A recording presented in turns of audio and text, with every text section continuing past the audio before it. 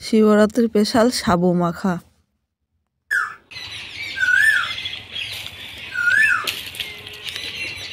নমস্কার বন্ধুরা, Piyali lifestyle with village ফুডে সকলকে স্বাগত জানাচ্ছি।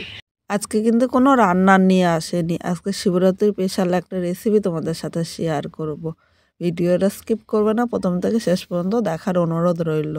চলো কীভাবে করলাম চলো দেখে নেওয়া যাক। ওটা আমি 1 ঘন্টা আগে ভিজিয়ে রেখেছিলাম, আর 1 ঘন্টা আগে সাবুটা কিন্তু একদম নরম হয়ে গিয়েছে। তোমরা 1 ঘন্টা বা 40 মিনিট ভিজিয়ে রাখতে পারো। 40 মিনিটে কিন্তু সাবুটা সুন্দরভাবে ভিজে যাবে। এবার সাবুর থেকে এই জলটা আমি একটুখানি ছেঁকে নেব। এখানে সাবুটা নিয়ে চলে এসেছি। এখানে আমি কিছু ফল তৈরি করে নিয়েছি আগের থেকে।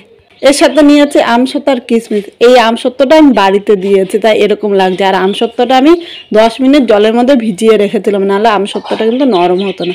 আমসত্ত্বর ভিডিওটা এর আগের বার আমি দিয়েছিলাম, তোমরা ইচ্ছা করলে দেখে নিতে পারো। এবার এই সাবুর মধ্যে একে একে সব ফলগুলো দিয়ে দেবো। এখানে আমি আঙুরটা দিলাম, আপেলটা, শসা, পাকা পেঁপে। এই ফল দিচ্ছি, সেই ফল তোমাদের ইচ্ছে মতো কিন্তু তোমরা ফল নিয়ে নিতে পারো। আমসত্ত্ব, কিছুটা আমসত্ত্ব আমি রেখে দিলাম সাজানোর জন্য। তার সাথে আমি দিয়ে দিলাম কিশমিশ। কলা নিয়েছি, এই কলাটা কিন্তু আমি বটি দিয়ে কেটে নিইনি। কলাটা আমি হাত দিয়ে এইভাবে একটুখানি ম্যাশ করে নেব। আমরা সাধারণত বটি দিয়ে কলা কাটি না, তাই হাত দিয়ে ম্যাশ করে নিয়েছি। তোমরা একটুখানি হাত দিয়ে এইভাবে ম্যাশ করে নিও, বা কিছু দিয়ে কেটেও নিতে পারো। এখানে আমি 2টো কলা নিয়েছি। আমাদের যতটা কলা লাগে সেই হিসাবে কলাটা নিয়ে নিতে পারো। আমি হাত দিয়ে কিন্তু খুব বেশি ম্যাশ করব না, তাহলে কলাটা কিন্তু কালো হয়ে যাবে। আর কলা এভাবে ম্যাশ করে রাখলে অনেকক্ষণ কালো হয়ে যাবে, তাই এটা কিন্তু করার সাথে সাথে তোমরা মেখে নেবে। এবার এখানে আমি লাল বাতাসা নিয়েছি। বাতাসাগুলো এভাবে একটু ভেঙে দেবো। আর এই বাতাসার কিন্তু আমাদের পেট ঠান্ডা রাখতে অনেকটাই সাহায্য করে। এখানে তোমরা যতটা প্রয়োজন, মানে তোমাদের প্রয়োজন মতো বাতাসাটা নিয়ে নেবে। এভাবে আমি 50 গ্রাম বাতাসা এভাবে ভেঙে নেব। আমি বাতাসা দিচ্ছি, এই পরিবর্তে তোমরা গুড় বা কিন্তু চিনিও নিয়ে নিতে পারো। আজকে আমি চিনি দেব না। এর সাথে নিয়ে নিলাম কিছু নকুনদানা। তোমরা মিষ্টি যেরকম খাবে সেই হিসাবেই কিন্তু নিয়ে নেবে। বাটিটা ভরে গিয়েছে, তাই বাটিটা দিয়ে মাখতে কিন্তু অসুবিধা হবে, তাই আমি এই বাটিটা সরিয়ে নিয়ে এরকম আমি আরেকটা বাটি নিয়ে নিলাম। এর মধ্যে আমি এই সব ফল ও সাবুটা ঢেলে নিলাম। এর সাথে আমি 250 গ্রাম দুধ দিয়ে দিলাম।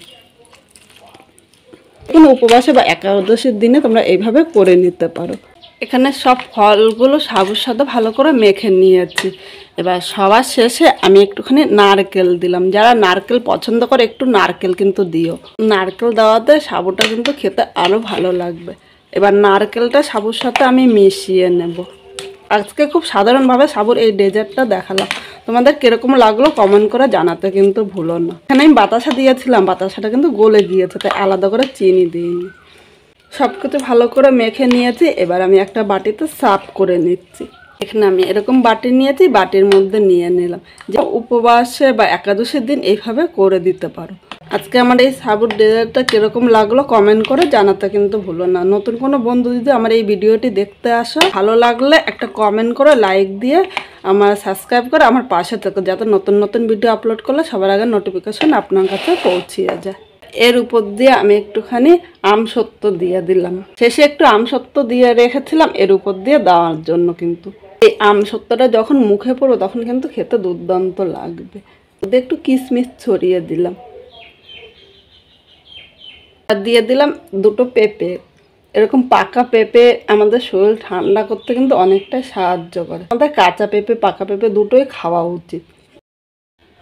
খুব সাধারণভাবে তোমাদের সাথে দেখালাম। শিবরাত্রিতে আমি এইভাবেই সাবুটা মেখেছি। তোমরা কীরকমভাবে মাখো অবশ্যই কমেন্ট করে জানাতে কিন্তু ভুলো না।